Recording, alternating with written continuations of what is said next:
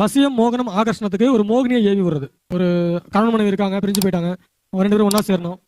இல்லை ஒரு காதலி இருக்காங்க, அவங்க வந்து ஒன்றா இருந்துட்டு ஒன்று காதலன் வந்து பிரிஞ்சு போயிட்டாங்க, இல்லை காதலி பிரிஞ்சு போயிட்டாங்க, அவங்க 2 பேரும் ஒன்றா சேர்க்கணும் அப்படின்னா மற்ற எல்லா வசியத்துலையுமே வசியம் பண்ணுறது தான் முறையாக இருக்கும். இந்த மெத்தடில் நம்ம மோகினியவே அனுப்புகிறோம் அந்த ஸ்பாட்டுக்கு.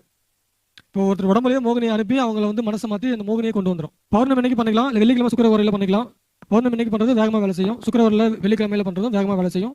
இல்லை மற்ற எந்த நாளில் நீங்கள் இதை பண்ணுற மாதிரி இருந்தாலும் சுக்கிரவாரில் பண்ணுறது பண்ணிக்கலாம். பசும்பால், நாட்டு பசும்பால், தேன் கலந்து வைக்கணும். பால் பாயசம் வைக்கலாம், இல்லைனா தேன் வைக்கலாம். மல்லிகைப்பூ வைக்கணும், ஜவ்வாது வைக்கணும், மல்லிகை அத்தர் யூஸ் பண்ணிக்கலாம். வெள்ளைப்பட்டு யூஸ் பண்ணிக்கணும் பூஜையில் ஜபம் பண்ணுறதுக்கு. சம்மந்தப்பட்டவங்களோட முடி துணி ஏதாவது ஒன்று அந்த எந்தத்து மேலே வச்சிங்க அப்படின்னா யார் வசியமாகணும்னு நினச்சி இந்த மந்திரம் சொன்னாலும் அவங்க உடம்புல மோகினி உள்ள பூந்து அவங்கள வசியம் பண்ணி அவங்கள வந்து அவங்களோட சேர்த்து வச்சிடும். புரியுதா? மோகினியை ஏவி வருது, இல்லை ஏவல்